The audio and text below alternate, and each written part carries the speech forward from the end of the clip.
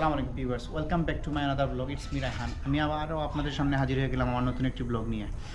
আসলে আজকে যে ব্লগটি আমি করতে যাচ্ছি এই ব্লগটি হচ্ছে আমার নিজ গ্রাম নিয়ে। যদিও অনেকে বলতে পারেন যে ভাই আপনি ব্লগ করবেন দর্শনীয় স্থান বা ফেমাস জায়গা নিয়ে, কিন্তু আমার কাছে আমার গ্রামটি অনেক ফেমাস মনে হয়।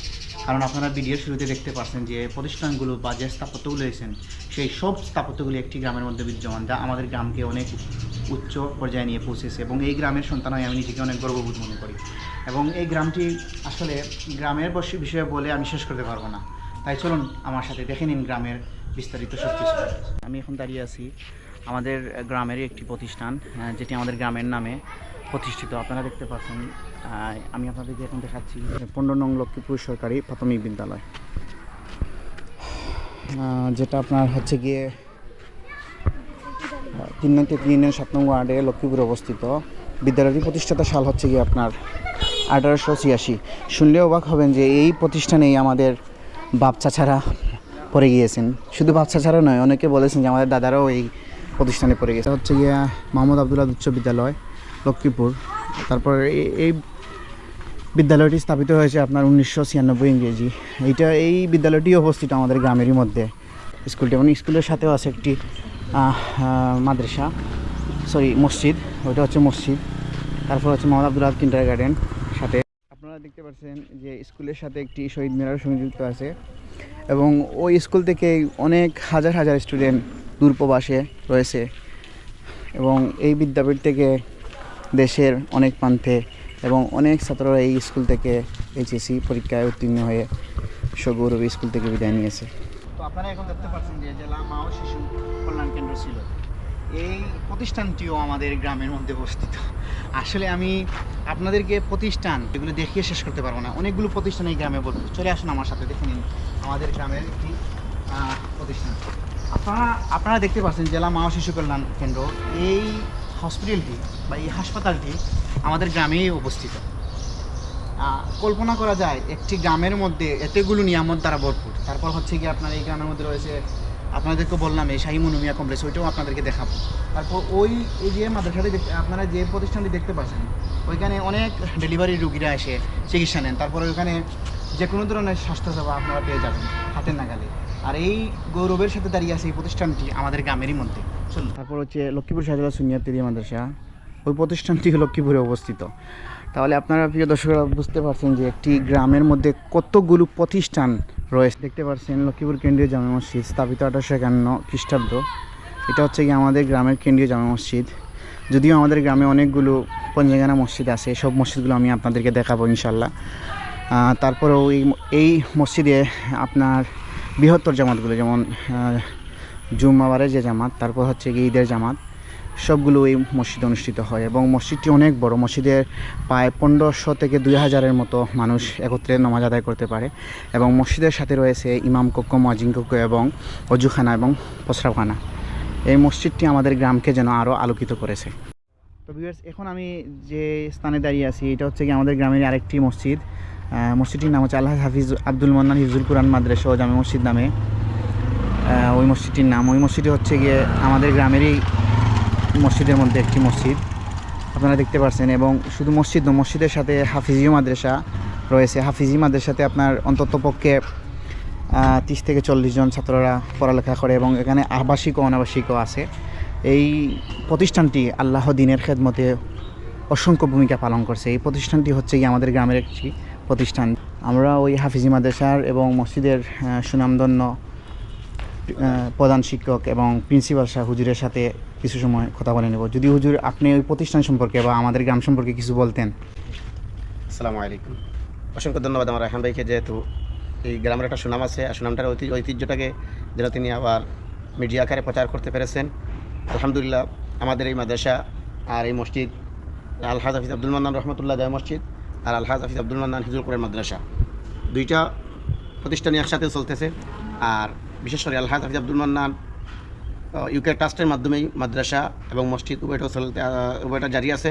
আর এই লক্ষ্মীপুরের গ্রামের আমার আবার প্রায় দীর্ঘ 12 বছরের উপরে হয়ে গেছে আলহামদুলিল্লাহ যে এই গ্রামের মানুষ আর এই গ্রামের সব দিক দিয়ে আলহামদুলিল্লাহ অনেক অসংখ্য ধন্যবাদ যে একটা জায়গার মধ্যে অতদিন দীর্ঘ অবস্থান করতে পারছি। মানুষগুলো সব দিক দিয়ে আলহামদুলিল্লাহ ভালো এবং এই গ্রামের অনেক ঐতিহ্য আছে। একটা হাই স্কুল আছে, একটা ইফতারি মাদ্রাসা আছে, সামনে একটা বড় জামে মসজিদও আছে, মা শিশু কল্যাণ কেন্দ্র আছে, শাহী কমিউনিটি সেন্টারও আছে ইত্যাদি। আলহামদুলিল্লাহ এটা অনেকগুলো প্রতিষ্ঠানে ভরপুর এখানে। ভরপুর আলহামদুলিল্লাহ এই গ্রামের মধ্যে। আর এই গ্রাম বিশেষ করে যে কোরআনের মধ্যে একটা বাগান, কোরআনের মধ্যে একটা আয়োজন, এটা যেহেতু কেমন জারি থাকে। আর আপনারা যেখান থেকে দেখছেন সবাইকে ধন্যবাদ জানিয়ে আমার বক্তব্য শেষ করি। আসসালামু আলাইকুম। এই মসজিদটিও আমাদের গ্রামে অবস্থিত। দাঁতপুর হচ্ছে কি আমাদের গ্রামের একটি অংশ এবং ওই গ্রামের মধ্যে মসজিদটি অবস্থিত। আসলে অনেকগুলো মসজিদ আছে এই গ্রামে। আমি তো প্রথমেই বললাম যে যদিও অনেকগুলো মসজিদ আছে, কিন্তু জুমা নমাজ বা ঈদের নামাজ একটি মসজিদে অনুষ্ঠিত হয়। আর এই মসজিদটি হচ্ছে গিয়ে পাঞ্জেগানা মসজিদ হিসাবে প্রতিষ্ঠিত হয়েছে। এরকম আরও 3 থেকে 4টি মসজিদ আমাদের গ্রামে রয়েছে এবং গ্রামটি অনেক বৃহৎ হওয়ায় এই মসজিদগুলো স্থাপিত হয়েছে। এই মসজিদ সংলগ্ন মাজার আপনারা দেখতে পাচ্ছেন। এখন আমি যে জায়গাটিতে আছি এটা হচ্ছে গিয়ে লক্ষ্মীপুরের উত্তরপাড়া পারিবারিক কবরস্থান। অর্থাৎ এই কবরস্থানে শায়িত আছেন আমার দাদা, দাদি এবং চাচারা, এবং আমার এক ভাই ওই কবরে শায়িত আছেন। এবং আপনারা এখন যে কবরস্থানটি দেখতে পাচ্ছেন এটা হচ্ছে গিয়ে লক্ষ্মীপুর দক্ষিণপাড়া পশ্চিমপাড়া দাঁতপুরের কবরস্থান, যেটি আমাদের গ্রামে অবস্থিত। আচ্ছা দাদা, যদি আমাদের গ্রাম সম্পর্কে আপনি কিছু বলতেন। আমরা গাঁও আল্লাহ দিলে গ্রামও অনেক জিনিস আছে।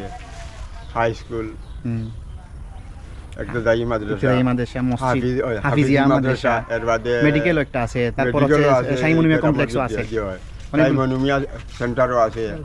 এর বাদে লক্ষ্মীপুর কেন্দ্রীয় জামে মসজিদ বড় এক মসজিদ আছে বুঝজনি। এর বাদে আগে যে আমরা আব্দুল মান্নান হাবিবটা বাসলা এই এলাকার মাঝে সিলেটের মাঝে নাম করে এখন হাবিবটা বাসলা ওলি মানুষ। আরো অনেক উন্নতমান ওই তো আগে ইনশাআল্লাহ সবাই আমাদের জন্য দোয়া করবেন। আমরা সবাই আপনারা দোয়া করবেন। আপনারা আবারও দেখতে পাচ্ছেন যে লক্ষ্মীপুর পঞ্চায়েতি কবরস্থান, ওই কবরস্থানটিও আমাদের গ্রামে অবস্থিত। আমি এখন আপনাদের আমাদের গ্রাম সম্পর্কে কিছু বলার জন্য জাভেদকে অনুরোধ করছি। জাভেদ, যদি আমাদের গ্রাম সম্পর্কে তুমি কিছু বলতে। সুযোগ সুবিধার দিক দিয়ে কিংবা আদর্শর দিক দিয়ে সব দিক দিয়ে ঠিক আছে। আর আশা করি ভিডিওর মাধ্যমে অনেকগুলো বুঝতে পারবো আপনারা, আর বাইরে সাপোর্ট করবা, কারণ ভাই যে নতুন একটা চ্যানেল কিংবা গ্রাম সম্বন্ধে একটা তুলে ধরা। ধন্যবাদ জাভেদ। আশা করি অন্য অন্য জায়গাগুলো তুলে ধরবো। এখন আপনারা যেই সংগঠনটি দেখতে পাচ্ছেন খেদমত লক্ষ্মীপুর যুব সমাজ, এই সংগঠনটি ওই গ্রামের যুব সমাজের হাত ধরে প্রতিষ্ঠিত একটি সংগঠন। আপনারা দেখতে পাচ্ছেন শাহজালাল আইডিয়া সোসাইটি লক্ষ্মীপুরের কার্যালয়, যেটি অবস্থিত ওই আমাদের গ্রামেই, গ্রামের একটি সংগঠন। তো ভিউয়ার্স, আমি বর্তমানে আছি আমাদের গ্রামের মধ্যে একটি বাজার আছে। এই বাজারটির নাম হচ্ছে অতিরবাড়ি বা অতির বাজার নামে। আসলে এই বাজারটি হচ্ছে অনেক বৃহৎ। আপনারা দেখতে পাচ্ছেন যে অতির বাজার, ওই বাজারটিও আমাদের গ্রামে অবস্থিত এবং এই বাজারটি হচ্ছে কি অনেক দীর্ঘ। তারপর ওইটা হচ্ছে আমাদের গ্রামের প্রবেশদ্বার।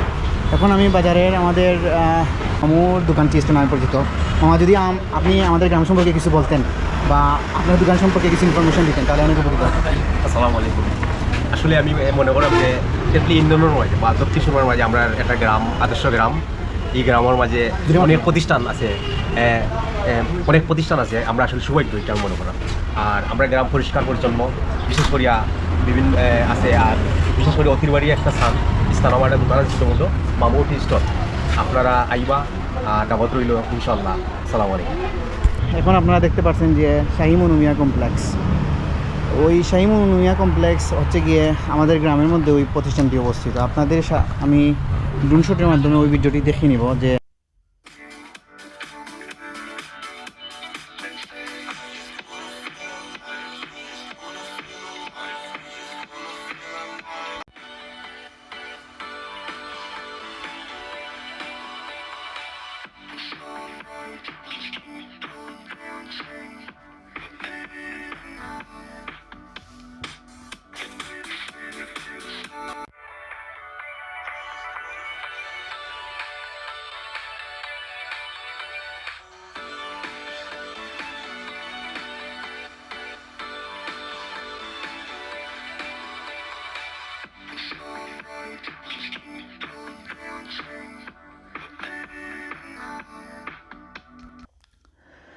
তো প্রিয় ভিউয়ার্স, দেখতে দেখতে একেবারেই শেষ প্রান্তে চলে আসলাম।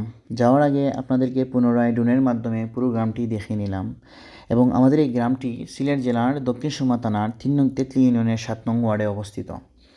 এই ব্লগটি বিশেষত আমি আমার প্রবাসী ভাই বোনদেরকে উৎসর্গ করলাম। আজকের মতো বিদায়, অন্য কোনো ব্লগ নিয়ে আবারও আপনাদের মাঝে হাজির হব আমি রায়হান। আল্লাহ হাফিজ।